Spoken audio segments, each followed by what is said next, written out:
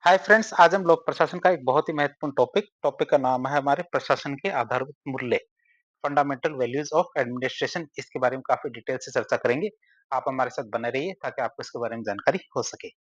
तो लोक प्रशासन में कुछ ऐसे मूल्य होते हैं जो हमारे लोक सेवकों के आचरण, निर्णयों और कार्य प्रणाली का मार्गदर्शन करते हैं। इन मूल्यों की बात करें तो ये मूल्य क्या है? प्रशासन की प्रभावशीलता, नैतिकता और जनता के प्रति उनकी जो जवाबदेही है, उसको सुनिश्चित करने के लिए बहुत ज्यादा जरूरी है। इनमें से बहुत सारे मूल्य हैं, उनमें से एक-एक करके मूल्यों के बारे में पढ़ेंगे। जैसे पहला मूल्य हम पढ़ेंगे समर्पण। समर्पण की बात करें जिसको अंग्रेजी में कहते हैं डेडिकेशन या फिर कमिटमेंट। इसके बारे में देखते हैं। एक-एक करके हम सारे मूल्य देखेंगे। समर्पण की बात करें तो समर्पण का अर्थ होता है किसी कार्य, लक्ष्य, व्यक्ति या फिर उद्देश्य के प्रति क्या कार्य, लक्ष्य, व्यक्ति या फिर उद्देश्य के प्रति पूरी निष्ठा और प्रतिबद्धता से कार्य करना। एक लोक सेवक के लिए समर्पण का विशेष महत्व होता है। या एक लोक सेवक के लिए समर्पण का बहुत ज्यादा महत्व होता है। एक लोक सेवक का समर्पण क्या है, किन किन चीजों के प्रति होना चाहिए उसकी बात करें तो पहला समर्पण होना चाहिए हमारे कर्तव्यों, लक्ष्यों, मूल्यों और आदर्शों के प्रति। जैसे एक लोक सेवक को अपने पद से जुड़े कर्तव्यों का पालन और निर्धारित लक्ष्यों को प्राप्त करने और सार्वजनिक सेवा के मूल्यों और आदर्शों को बनाए रखने के लिए समर्पित होना चाहिए। क्या एक लोक सेवक को अपने पद से जुड़े हुए जितने भी कर्तव्य है उनका पालन, निर्देश निर्धारित जो लक्ष्य है उनको प्राप्त करने और सार्वजनिक सेवा के मूल्यों और आदर्शों को बनाए रखने के लिए समर्पित होना चाहिए। इस संविधान के प्रति समर्पण की बात करें तो भारत जैसे लोकतांत्रिक देश में लोक सेवक को संविधान के प्रति पूर्ण निष्ठा और समर्पण रखना चाहिए। क्यों? क्योंकि संविधान ही सर्वोच्च कानून और मार्गदर्शक सिद्धांत होता है। फिर सरकारी नीतियों और नियमों के प्रति समर्पण की बात करें तो प्रत्येक लोक सेवक को सरकार के द्वारा बनाई गई नीतियों और नियमों के प्रति समर्पित होकर काम करना चाहिए। भले ही व्यक्तिगत रूप से आप उनसे सहमत हो या नहीं हो, जब तक कि वे असंवैधानिक ना हो तब तक आपको इसके अनुसार ही कार्य करना चाहिए। फिर हम बात करें लोक सेवा में समर्पण के क्या-क्या फायदे हैं। यदि लोक सेवा में अधिकारी या कर्मचारी समर्पित होकर कार्य करता है तो इससे क्या लाभ होंगे। तो लोक सेवा में समर्पण की भावना कई सकारात्मक परिणाम देती है जो हमारे प्रशासन की गुणवत्ता और जनता के कल्याण को सीधे-सीधे प्रभावित करती है। जैसे कि अनुशासित कार्य की बात करें तो समर्पण भाव से युक्त जो लोक सेवक होते हैं ये अनुशासित होगा और विभिन्न प्रकार के जन कल्याणकारी कार्य क्या अधिक दक्षता से करेगा। क्यों? क्योंकि वह क्या अपने उद्देश्य के प्रति प्रतिबद्ध है। किसके प्रति प्रतिबद्ध है? अपने उद्देश्य के प्रति प्रतिबद्ध है। तो भ्रष्टाचार से दूरी की बात करें तो समर्पित लोक सेवक क्या भ्रष्ट आचरण और अनैतिक कार्यों से दूर रहेगा। समर्पित लोक सेवक क्या करेगा? भ्रष्ट आचरण और अनैतिक कार्यों से दूर रहेगा। क्यों? क्योंकि वह क्या अपने मूल्यों और कर्तव्यों के प्रति निष्ठावान है, न कि अपने व्यक्तिगत लाभ के प्रति। वह क्या अपने मूल्यों और कर्तव्यों के प्रति निष्ठावान है, न कि किसके प्रति? व्यक्तिगत लाभ के प्रति। फिर पहलकारी दृष्टिकोण की बात करें तो समर्पित लोक सेवक पहलकारी होगा। समर्पित लोक सेवक कैसा होगा? पहलकारी होगा, मतलब प्रोएक्टिव होगा। मतलब वह जनता की समस्याओं का समाधान करने का यथासंभव प्रयास करेगा, न कि केवल नियमों का ही पालन करेगा। वह क्या समस्याओं को सुलझाने के लिए क्या रचनात्मक तरीके खोजेगा। वह क्या करेगा? समस्याओं को सुलझाने के लिए रचनात्मक तरीके खोजेगा। फिर बात करें वंचितों की मदद की तो ऐसा लोक सेवक क्या है?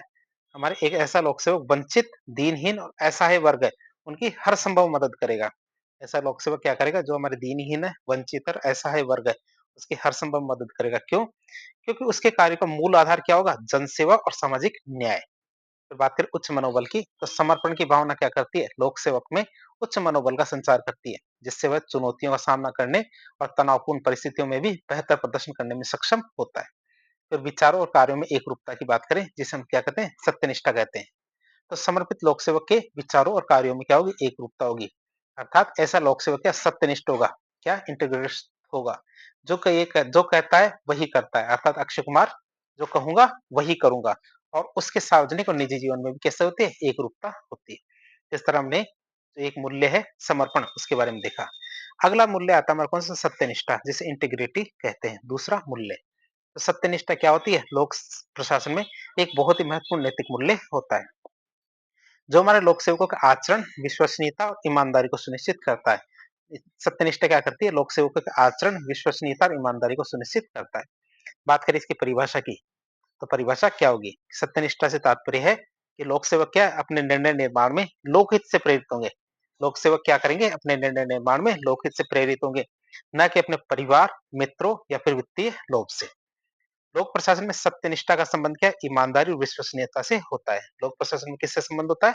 हमारे सत्यनिष्ठा का संबंध होता है हमारी ईमानदारी, विश्वसनीयता से, जो हमारे राजकीय या फिर प्रशासनिक जो शासकीय कार्य होते हैं, कार्य निष्पादन इसमें दिखती है, जो हमारे के राजकीय या फिर हमारे शासकीय कार्य निष्पादन में परिलक्षित होती है, तथा सत्ता के दुरुपयोग और भ्रष्टाचार के रक्षक के रूप में भी काम करती है, हमारी सत्यनिष्ठा। अब हम देखेंगे सत्यनिष्ठा के लाभ, सत्यनिष्ठा के क्या फायदे हैं। तो क्या है, सत्यनिष्ठ प्रशासन और लोक सेवकों से समाज और शासन को कई लाभ प्राप्त होते हैं। जैसे पहले जनता का समर्थन और विश्वास की बात करें, तो सत्यनिष्ठ क्या है, कर्मचारियों और अधिकारियों को जनता का समर्थन और विश्वास प्राप्त होता है। जो सत्यनिष्ठ कर्मचारी होते हैं और अधिकारी होते हैं, उनको क्या होता है, जनता का समर्थन और विश्वास प्राप्त होता है, जिससे उनकी प्रशासनिक साख में वृद्धि होती है। फिर सार्वजनिक संसाधनों का दुरुपयोग सदुपयोग की बात करें, तो सत्यनिष्ठा क्या है, सरकारी कर्मचारियों और लोक सेवकों को सार्वजनिक संसाधनों जैसे हमारे धन, संपत्ति, समय, इनके सदुपयोग के लिए प्रेरित करती है, जिससे अपव्यय और दुरुपयोग रुकता है, जिससे उनका अपव्यय और दुरुपयोग रुकता है। फिर नीति क्रियान्वयन और सामाजिक परिवर्तन में सक्रिय भूमिका की बात करें, तो सत्यनिष्ठ प्रशासन या प्रशासक को क्या है, जनता का समर्थन प्राप्त होने से, क्योंकि उनको जनता का समर्थन प्राप्त होगा, और ऐसा समर्थन प्राप्त होने से वह क्या नीति क्रियान्वयन और सामाजिक परिवर्तन में सक्रिय भूमिका निभाता है। क्यों? क्योंकि जनता उसके निर्णयों और कार्यों पर भरोसा करती है। जनता क्या करती है, उसके निर्णयों और कार्यों पर भरोसा करती है। फिर भ्रष्टाचार पर रोक और नवाचार को प्रोत्साहन की बात करें, तो सत्यनिष्ठा क्या करती है, प्रशासन में भ्रष्टाचार को रोकती है और संगठन में नवाचार मतलब इनोवेशन को प्रोत्साहित करती है। क्यों? क्योंकि ईमानदार वातावरण में नए विचारों और प्रक्रियाओं को लागू करने की गुंजाइश होती है। जो हमारे नए नए विचार और प्रक्रियाएं होती है, उनके लागू होने की गुंजाइश बढ़ती है। कब? जब ईमानदार वातावरण हो। फिर बात करते हैं आंतरिक विश्वास की, तो सत्यनिष्ठ लोक सेवक को अपने अधीनस्थ और उच्च अधिकारियों का भी विश्वास प्राप्त होता है, जिससे क्या संगठन के भीतर बेहतर कार्य वातावरण और सहयोग विकसित होता है। तो हमने इसके लाभ देखे। लेकिन हमारे देश के अंदर तो प्रशासन के अंदर सत्यनिष्ठा का पतन हो रहा है। अब इसके पतन होने के पीछे कौन कौन से कारण है उसकी बात करें, तो भारत में लोक प्रशासन में सत्यनिष्ठा के शरण या कमी के कई कारण है। जैसे पहली बात तो औपनिवेशिक विरासत की देन है, मतलब ब्रिटिश सरकार हमें ये चीज सिखा के गई है। ब्रिटिश सरकार शासन के दौरान प्रशासन का मुख्य उद्देश्य जनता की सेवा करना नहीं होता था, बल्कि उस पर कंट्रोल मतलब नियंत्रण और राजस्व का एक संग्रहण करना होता था, जिससे क्या उनमें जनता के प्रति जवाबदेही और सत्यनिष्ठा की कमी होती थी। फिर तीव्र शहरीकरण, औद्योगिकरण और भौतिक संसाधनों को प्राप्त करने की अंधी दौड़। आधुनिक समाज में क्या है, भौतिकतावादी मूल्यों में वृद्धि हुई है। धन और सुख सुविधाओं को प्राप्त करने की अंधी दौड़ ने क्या किया है, नैतिक मूल्यों को कमजोर किया है। इसने हमारी भौतिकतावादी मूल्यों में वृद्धि, धन तथा सुख सुविधाओं को प्राप्त करने की जो अंधी दौड़ है, इसने क्या किया है, नैतिक मूल्यों को कमजोर किया है। फिर लोक सेवकों को अपर्याप्त वेतन और सुविधाओं की बात करें, तो कई बार क्या है, लोक सेवकों को मिलने वाले जो वेतन और सुविधाएं उनके जीवन स्तर को बनाए रखने के लिए पर्याप्त नहीं होती है, जो लोक सेवकों को दी जाती है, जिससे वे क्या भ्रष्टाचार की ओर प्रवृत्त हो जाते हैं। फिर अनुच्छेद 311 के तहत क्या है, लोक सेवकों को प्राप्त अनुचित संरक्षण। तो भारतीय संविधान का अनुच्छेद 311 क्या करता है, लोक सेवकों को कुछ सुरक्षा प्रदान करता है। कुछ सुरक्षा का मतलब लोक सेवकों को गिरफ्तार करते समय उनके उच्च अधिकारी से परमिशन लेने की आवश्यकता पड़ती है। तो यही सुरक्षा है। लेकिन इसका दुरुपयोग करके कई बार भ्रष्ट लोक सेवकों के खिलाफ कार्यवाही करने में देरी होती है, या फिर उन्हें तो पूर्णतः से बचा लिया जाता है। अब ये क्या सुरक्षा देखें, तो लोक सेवकों पर अभियोजन या फिर कार्यवाही उच्च अधिकारी की अनुमति के पश्चात ही की जा सकती है। तो भ्रष्टाचार को लेकर जनमत में एक राय नहीं होना। समाज में क्या भ्रष्टाचार को लेकर स्पष्ट और सशक्त जनमत का अभाव होता है, जिससे क्या भ्रष्टाचार को सामाजिक रूप से अस्वीकार्य बनाने में चुनौती आती है। बात करें दबाव समूहों की, प्रशासनिक सेंध की बात करें, जो हमारे विभिन्न प्रकार के दबाव समूह होते हैं, जैसे हमारे व्यापार, लॉबी, राजनीतिक हित समूह, ये हमारे दबाव समूह है। ये क्या करते हैं, प्रशासनिक निर्णयों को अपने लाभ के लिए प्रभावित करने का प्रयास करते हैं, जिससे हमारे लोक सेवकों की सत्यनिष्ठा प्रभावित होती है। तो भ्रष्टाचार निरोधक कानून का लचीला होना, मतलब भ्रष्टाचार निरोधक कानून की बात करें, तो 1947 1988 में इसको संशोधित किया गया था, और 1918 में फिर से संशोधन किया गया था। कई बार इतने कठोर और प्रभावी नहीं होते कि वे भ्रष्टाचार को पूरी तरह से रोक सके या फिर हमारे दोषियों को दंडित कर सके। इसलिए क्या है, ये सत्यनिष्ठा प्रभावित होती है। अब हम बात करें सत्यनिष्ठा को बढ़ाने के या उनकी वृद्धि के उपायों के बारे में। तो प्रशासन में सत्यनिष्ठा को बढ़ावा देने के लिए विभिन्न प्रकार के उपाय किए जा सकते हैं, जैसे अनुच्छेद 311 को सुधार दो या फिर उसको पूरी तरह से समाप्त कर दो। अनुच्छेद 311 को संविधान से समाप्त कर देना चाहिए, और या फिर उसमें सुधार किया जाना चाहिए, ताकि हमारे भ्रष्ट लोक सेवकों के खिलाफ त्वरित कार्रवाई सुनिश्चित की जा सके। फिर विवेकाधीन शक्तियां होती है, इनको सीमित करना, तो लोक सेवकों की विवेकाधीन शक्तियों को सीमित किया जाए, ताकि मनमाने निर्णयों और भ्रष्टाचार की गुंजाइश कम से कम हो। फिर नैतिकता की शपथ, जो हमारा दूसरा प्रशासनिक सुधार आयोग था, सेकंड एआरसी, इसने सिफारिश की थी। क्या सिफारिश की थी? कि प्रशासन में प्रत्येक नए लोक सेवक को नियुक्ति के समय नैतिकता की शपथ दिलवाई जानी चाहिए। किसकी? नैतिकता की शपथ दिलवाई जानी चाहिए। बात करें नैतिकता आयुक्त का पद सृजित करना, तो प्रत्येक प्रशासनिक विभाग में नैतिकता आयुक्त नामक एक पद सृजित किया जाना चाहिए। ये हमारे दूसरे एआरसी की सिफारिश थी, जो नैतिक मुद्दों पर सलाह देगा, साथ ही साथ क्या कदाचार की निगरानी भी करेगा। फिर पर्याप्त वेतन और सुविधाओं की बात करें, तो प्रशासनिक सेवाओं में काम करने वाले लोक सेवकों को पर्याप्त वेतन और सुविधाएं प्रदान की जानी चाहिए, ताकि वे अधिक आर्थिक रूप से सुरक्षित महसूस कर सके और भ्रष्टाचार की ओर प्रवृत्त ना हो। बात करें अगले की, तो कानूनों का नवीनीकरण और कठोरता की बात करें, तो भ्रष्टाचार निरोधक कानूनों का नवीनीकरण और उन्हें कठोर बनाया जाना चाहिए, ताकि वे बहुत अधिक प्रभावी ढंग से काम कर सके। फिर हमारे आचार संहिताओं की बात करें, उनको अद्यतन करना, उसको अपडेट करना। तो हमारे निम्नलिखित आचार संहिताओं को अपडेटेड किया जाना चाहिए और उनका सख्ती से अनुपालन सुनिश्चित किया जाना चाहिए। जैसे हमारे अखिल भारतीय सेवा आचरण नियम है 1955 का, इसको अपडेट कर लिया गया है। अपडेट करके कब का? हमारे 1968, आप इसे याद रखेंगे, 1968 का नया नियम आया है। अब इसमें थोड़े बहुत परिवर्तन किए गए हैं, कब? 2014 में। ये भी आप याद रखेंगे कि हमारे क्या अखिल भारतीय सेवा आचरण नियम की बात करें, तो ये हमारे सबसे पहले 1955 के थे, उसे अपडेट किया गया 1968 में। और वर्तमान अपडेट की बात करें, तो इसमें थोड़े से अपडेशन हुए हैं 2014 में, तो इसमें अपडेट किया गया है। फिर केंद्रीय सेवा आचरण नियम की बात करें, केंद्रीय सेवा आचरण नियम 1955 की, तो इसमें भी कुछ अपडेशन हुआ है और अपडेशन होके हमारे 1964 में। कब? 1964 में इसमें अपडेशन हुआ है, 1969 नहीं, 1964 है।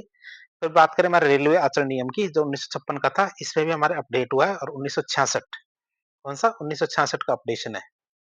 कब का? 1966 का। आप इसे याद रखेंगे कि ये हमारा थोड़ा सा पुराना है लिखा हुआ, कि रेलवे आचरण नियम है, ये तो 1956 का था, जिसमें 1966 में अपडेट किया है।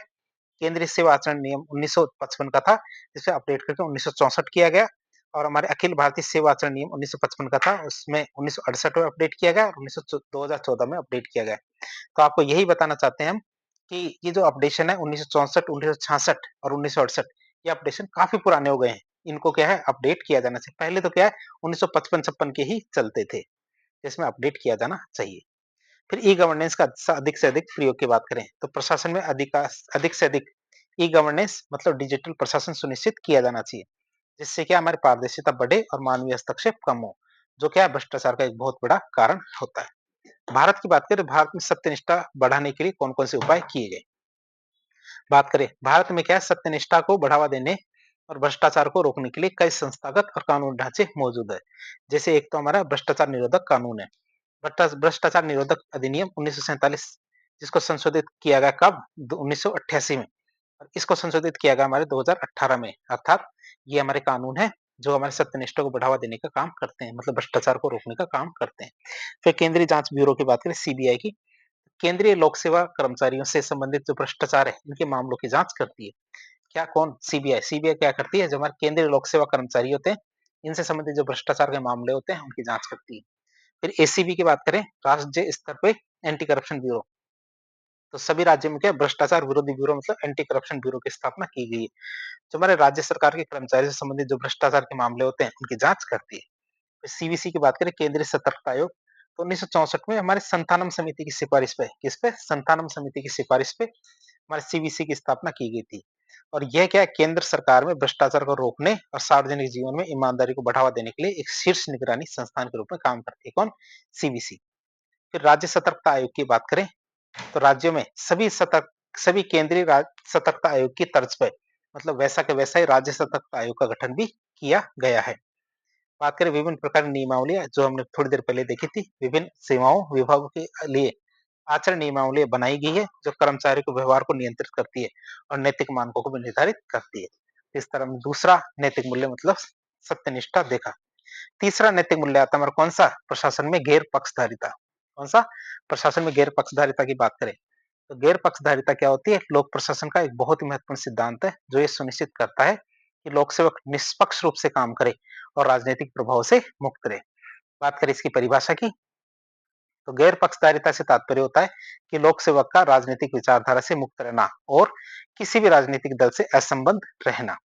बात करें लोक सेवक की, तो लोक सेवकों से ये उपेक्षा नहीं अपेक्षा की जाती है, उम्मीद की जाती है कि वे सरकारी नीतियों का क्रियान्वयन संविधान और सरकार के प्रति क्या है प्रतिबद्ध होके करेंगे, कि जितने भी लोग सरकारी नीतियां हैं उनका क्रियान्वयन क्या संविधान और सरकार के प्रति प्रतिबद्ध होके करेंगे, भले ही किसी भी राजनीतिक दल की सत्ता सरकार में हो। मतलब सरकार क्या सत्ता में हो उससे कोई मतलब नहीं होना चाहिए। सिविल सेवकों को उन सभी गतिविधियों से दूर रहना चाहिए, जितने भी सिविल सेवक है सरकारी नौकर है, इनको क्या उन सभी गतिविधियों से दूर रहना चाहिए जिससे ये प्रतीत होता हो कि वे किसी खास दल या फिर विचारधारा का पक्ष ले रहे हो। ऐसे काम बिल्कुल नहीं करना है। अब यदि प्रशासन में गैर पक्षधारिता होगी तो इससे क्या फायदे होंगे? गैर पक्षधारिता प्रशासनिक कार्यकुशलता निष्पक्षता जनता के विश्वास को बनाए रखने के लिए बहुत ज्यादा जरूरी है। बात करें कैसे निष्पक्षता और कार्यकुशलता की बात करें, तो नौकरशाही को निष्पक्ष और कार्यकुशल बनाए रखने के लिए क्या नौकरशाही को निष्पक्ष और कार्यकुशल बनाए रखने के लिए गैर पक्षधारिता बहुत ज्यादा जरूरी है। जब लोक सेवक क्या किसी विशेष दल से जुड़े नहीं होते हैं, क्या जब लोक सेवक क्या किसी विशेष दल से जुड़े हुए नहीं होते, तो वे सभी क्या है नागरिकों को समान रूप से सेवाएं प्रदान कर सकते हैं। क्या करते हैं? वे सभी नागरिकों को समान रूप से सेवाएं प्रदान कर सकते हैं। दूसरा हमारा राजनीतिक प्रतिशोध से रक्षा, तो द्विदलीय शासन व्यवस्था या हो या फिर हमारी बहुदलीय राजनीतिक व्यवस्था, इसमें क्या है राजनीतिक प्रतिशोध से रक्षा के लिए बहुत ज्यादा जरूरी है। कभी भी लोक सेवक किसी पार्टी से जुड़ जाता है, तो जब दूसरी पार्टी की सरकार आती है तो वह उससे बदला लेती है। मतलब यदि लोक सेवक किसी एक दल के प्रति निष्ठावान दिखेंगे तो सत्ता परिवर्तन होने पर उन्हें दूसरे दल के राजनीतिक प्रतिशोध का सामना भी करना पड़ सकता है। फिर जनता के विश्वास की बात करें, तो नौकरशाही पर जनता का विश्वास बनाए रखने हेतु गैर पक्षपातिता बहुत ज्यादा जरूरी है। जनता को ये विश्वास होना चाहिए कि प्रशासनिक निर्णय राजनीतिक पूर्वाग्रहों से मुक्त होके लिए गए हैं। फिर नीतियों का निष्पक्ष क्रियान्वयन की बात करें, तो सरकारी नीतियों और कार्यक्रमों को निष्पक्ष ढंग से लागू करने के लिए ये सिद्धांत बहुत ज्यादा जरूरी है, ताकि उनका लाभ बिना किसी भेदभाव के सभी पात्र व्यक्ति होते हैं उन तक पहुंचे। अब हम देखेंगे प्रशासन में गैर पक्षधारिता असंभव है। बात करें क्यों, या फिर इसके पूछे चुनौतियां सीमाएं क्या है, तो कुछ विद्वानों का तर्क है कि लोक प्रशासन में पूर्ण गैर पक्षधारिता प्राप्त करना व्यवहारिक रूप से असंभव है। इसके पीछे कौन कौन से कारण है? पहला कारण आता है राजनीतिक संबंध। उच्च पदों पर नियुक्ति के लिए क्या राजनीतिक संबंध लोक सेवकों के लिए कई बार मजबूरी होती है। तो राजनीतिक संबंध बनाना क्या होता है, लोक सेवकों के लिए मजबूरी होती है, जिससे उनकी पूर्ण तटस्थता पर सवाल उठ सकते हैं। फिर पारिवारिक भागीदारी, कि लोक सेवकों के परिवार से भी कुछ चुनाव लड़ सकता है, ऐसा नहीं कि उनका चुनाव नहीं लड़ा जा सकता। तो लोक सेवकों के परिवार से चुनाव लड़ने पर या फिर राजनीतिक गतिविधियों में भाग लेने से लोक सेवकों का तटस्थ रहना असंभव जैसा है। क्यों? क्योंकि उनके व्यक्तिगत और पारिवारिक संबंध उनकी छवि को प्रभावित कर सकते हैं। फिर मतदान का अधिकार, मतदान का अधिकार क्या करता है लोक सेवकों को किसी न किसी पार्टी से संबद्ध या जोड़ देता है। क्यों? क्योंकि वे भी क्या एक नागरिक के रूप में किसी दल या विचारधारा का समर्थन कर सकते हैं। राजनीतिक प्रशासन द्विभाजन का अंत, तो लोक कल्याणकारी राज्य की अवधारणा में क्या है राजनीतिज्ञ और प्रशासन साथ साथ रहकर नीति निर्माण और नीति क्रियान्वयन संबंधी गतिविधियां संपन्न करते हैं। अतः हमारे प्रशासकों का राजनीतिज्ञों से पूरी तरह तटस्थ रहना असंभव है। क्यों? क्योंकि वे क्या है राजनीतिक नेतृत्व के लक्ष्य को प्राप्त करने के लिए काम करते हैं। तो इस तरह हमने देखा कुछ ऐसे कारण हैं जिनके कारण हम कह सकते हैं कि पूर्ण रूप से गैर पक्षधारिता संभव नहीं है, लेकिन हम इसमें वृद्धि जरूर कर सकते हैं। कैसे? तो गैर पक्षधारिता के महत्व को देखते हुए इसे प्रशासन में मजबूत करने के लिए कई उपाय किए जा सकते हैं, जैसे नकारात्मक राजनीतिक हस्तक्षेप से सुरक्षा। लोक सेवकों को नकारात्मक राजनीतिक हस्तक्षेप से सुरक्षित रखा जाना चाहिए, जिससे वे क्या है किसी भय या फिर दबाव के साथ काम ना कर सके।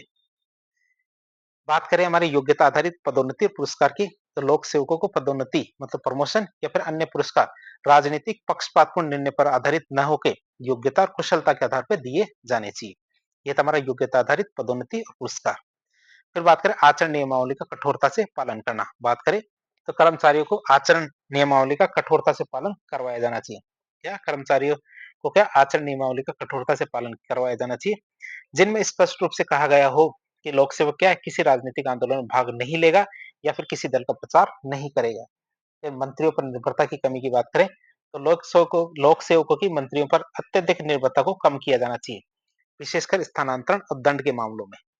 सेवा स्थायित्व की बात करें, तो लोक सेवकों को एक बार स्थानांतरण के पश्चात ट्रांसफर होने के बाद निश्चित समय के लिए सेवा स्थायित्व प्रदान किया जाना चाहिए। जैसा कि हमारे सर्वोच्च न्यायालय ने भी ये ऐसा सुझाव दिया था कि एक बार ट्रांसफर होने के बाद उसे कुछ समय तो वहां पे कार्य करने देना चाहिए, ताकि उन्हें बार बार राजनीतिक कारणों से परेशान ना किया जा सके। तो तीसरा हमने देख लिया गैर पक्षधारिता। चौथा मूल्य आता है हमारा कौन-सा निष्पक्षता। निष्पक्षता की बात करें जिसे इम्पार्शियलिटी कहते हैं। तो निष्पक्षता क्या है? लोक प्रशासन का एक बहुत ही महत्वपूर्ण नैतिक सिद्धांत है, जो ये सुनिश्चित करता है कि लोक सेवक बिना किसी पक्षपात या पूर्वाग्रह के काम करे। ये हमारी निष्पक्षता होती है। यदि परिभाषा के रूप में पूछा जाए, तो निष्पक्षता का अर्थ होता है कि लोक सेवक के द्वारा अपने कार्य और निर्णय लोक सेवक द्वारा क्या है अपने कार्य और निर्णय क्या है? निर्णय निर्माण में पूर्वाग्रह, दबाव आदि से मुक्त रहे वो। जब भी वो निर्णय ले या कोई भी कार्य करे, तो वह क्या पूर्वाग्रह या फिर किसी भी दबाव से मुक्त रहे और केवल मेरिट मतलब योग्यता या फिर गुण अवगुण के आधार पे ही निर्णय ले। इसका तात्पर्य ये है कि लोक सेवक लोक सेवक क्या है? व्यक्तिगत पसंद नापसंद, जाति, धर्म, लिंग, वर्ग, भाषा या फिर किसी अन्य बाहरी जो कारक है, इनके आधार पर भेदभाव किए बिना सभी नागरिकों के साथ क्या समान व्यवहार करेंगे। ये हमारी क्या है? निष्पक्षता। अब हम बात करें निष्पक्षता के प्रशासन में क्या-क्या लाभ है। निष्पक्षता क्या एक प्रभावी और न्यायपूर्ण प्रशासन के लिए बहुत ज्यादा जरूरी है। इससे क्या कई महत्वपूर्ण लाभ होते हैं, जैसे कि भेदभाव का उन्मूलन। निष्पक्षता क्या प्रशासन में जाति, धर्म, संप्रदाय, वर्ग, भाषा इनके आधार पर होने वाला जो भेदभाव है उसको समाप्त करती है, जिससे क्या है सभी नागरिकों को समान अवसर और सेवाएं प्रदान होती है। फिर बात करें हमारे लाभ की, तो सकारात्मक माहौल और विश्वास की बात करें, तो निष्पक्षता आधारित जो प्रशासन होता है, विभिन्न नागरिकों और समुदायों के सदस्यों के बीच में लिए क्या है विभिन्न नागरिकों और समुदाय के सदस्यों के लिए प्रशासन के प्रति क्या है सकारात्मक माहौल बनाता है। जब जनता को विश्वास होता है कि उनके साथ निष्पक्ष व्यवहार होगा, तो वे क्या है प्रशासनिक प्रणाली पर ज्यादा भरोसा करते हैं।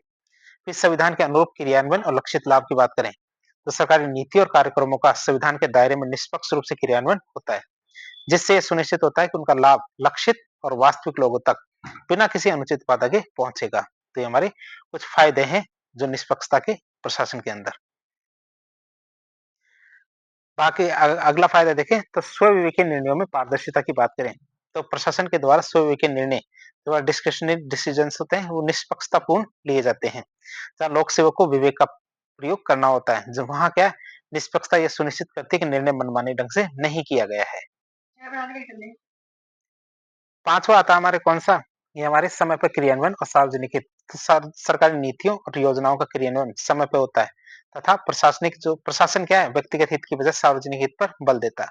निष्पक्षता कार्य में विलंब और व्यक्तिगत लाभ के लिए निर्णयों को स्वीकृत विकृत करने से रोकती है।